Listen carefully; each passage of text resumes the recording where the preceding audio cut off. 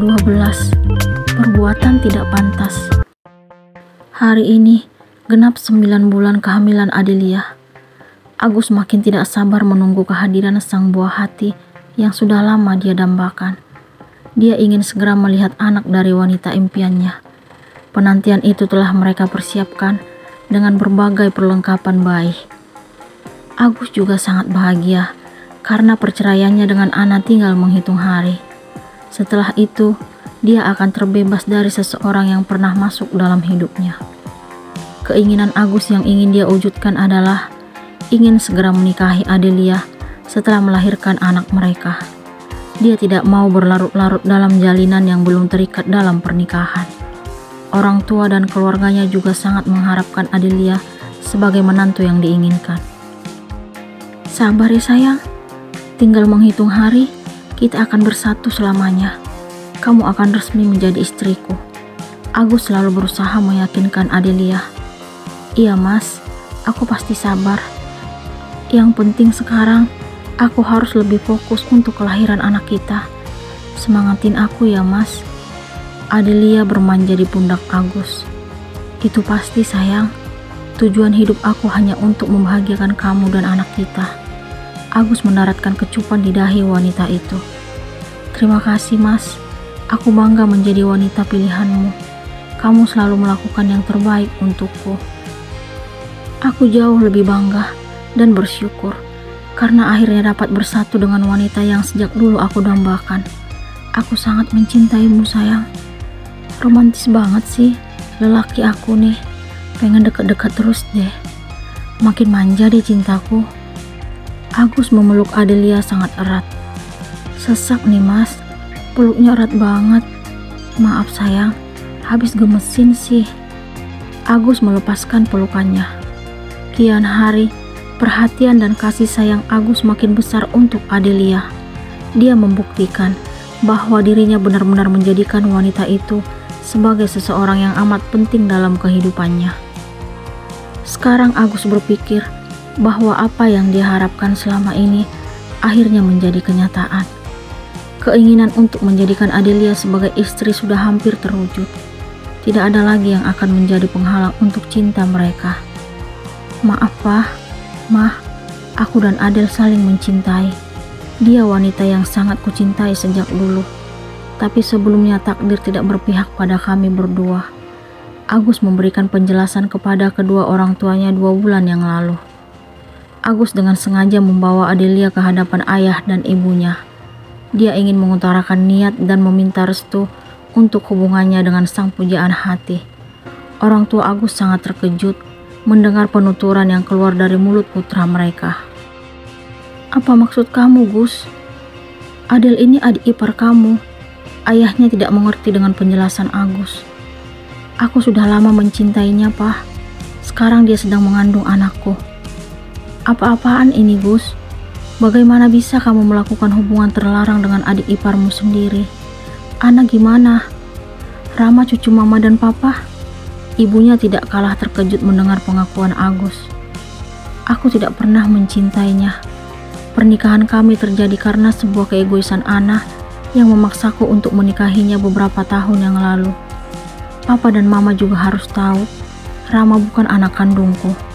Apa? Ibunya Agus kembali terkejut. Aku menikahi Ana saat dia hamil dengan laki-laki lain.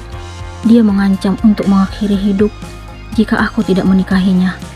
Padahal saat itu, aku sudah bilang padanya kalau aku mencintai gadis lain. Tapi dia tetap enggak peduli. Jadi, Rama bukan anak kandungmu. Selama ini kamu sudah menyayanginya. Ibunya lemah mendengar penuturan Agus. Iya mah, darah daging aku yang sebenarnya ada dalam rahim Adel. Dia cucu kandung mama dan papa, penerus keluarga kita. Awalnya, orang tua Agus tidak menerima hubungan anak mereka dengan Adelia.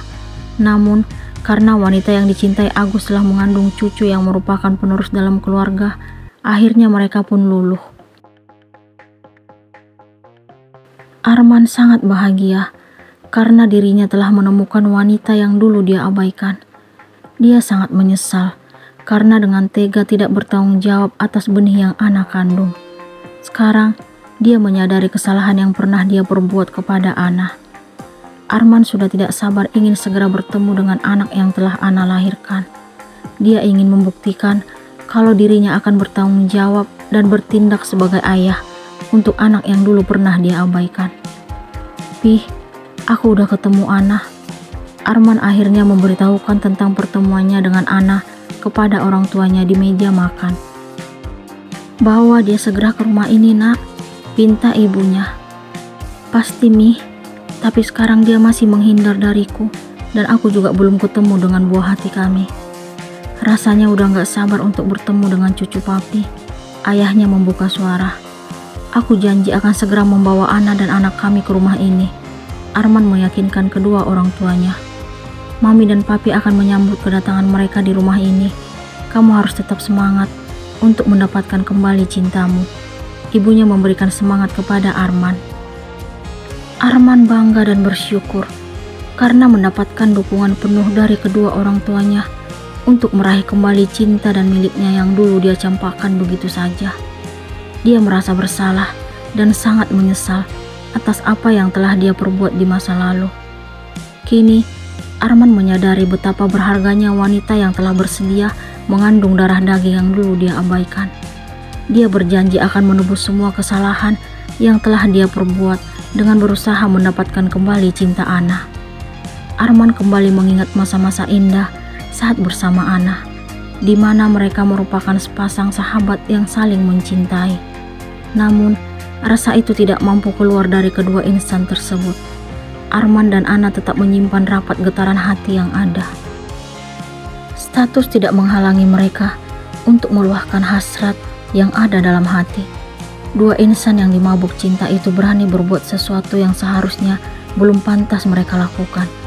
Hubungan terlarang akhirnya terjadi begitu saja. Saat itu, semua karyawan sudah kembali ke tempat tinggal masing-masing, sedangkan Arman dan Ana masih sibuk dengan pekerjaan mereka yang belum selesai. Arman meminta Ana untuk membantunya menyelesaikan tugas tersebut di ruangannya. Malam makin larut, tetapi pekerjaan mereka belum kunjung selesai. Arman memperhatikan wajah kelelahan Ana. Dia mendekati wanita tersebut, lalu mengusap kedua pipinya. Dia menuntun Ana menuju sofa yang ada di ruangan. Arman sengaja tidak memasang CCTV khusus di ruangannya, karena dia tidak ingin orang lain mengetahui kegiatan yang dia lakukan. Oleh karena itu, dirinya sama sekali tidak merasa canggung untuk memberikan perhatian kepada Ana. Setelah di sofa, Arman dan Ana memainkan bibir. Arman seolah-olah lupa diri. Dia makin berani. "Mas, jangan. Aku takut." Ana menghentikan aksi Arman karena sangat takut melakukan sesuatu yang belum pantas. "Kenapa? Kita nggak ada ikatan apa-apa. Aku takut jika sesuatu terjadi padaku." "Walaupun kita belum ada ikatan, tapi aku yakin kalau kamu mencintaiku. Bagaimana kalau aku hamil? Mungkin kalau hanya melakukan sekali aja tidak menjamin akan hamil. Tapi aku tetap takut, Mas." "Kamu gak perlu takut. Kita melakukannya bukan paksaan, tapi karena sama-sama menginginkannya." "Baiklah, jika itu yang kamu mau, aku akan menyerahkan diri padamu." Sepasang insan tanpa ikatan tersebut akhirnya melakukan hubungan layaknya suami istri. Ana telah hanyut dalam buayan Arman, hingga dia dengan mudah menyerahkan kehormatannya kepada laki-laki yang bukan mahramnya. Ana merasa tidak bersalah dengan apa yang telah dia lakukan, karena yang ada dalam hati dan pikirannya hanya nafsu sesaat. Dia tidak pernah berpikir dengan apa yang telah terjadi. Dirinya justru merasa bangga karena telah menyerahkan diri kepada Arman. "Terima kasih ya," ucap Arman setelah selesai memadu kasih bersama Ana. Dia mendaratkan ciuman di dahi wanita tersebut. Hubungan terlarang itu akhirnya berhasil. Mereka lupa dengan dosa. Mereka justru mengembangkan senyuman. Apakah Ana bersedia kembali kepada Arman?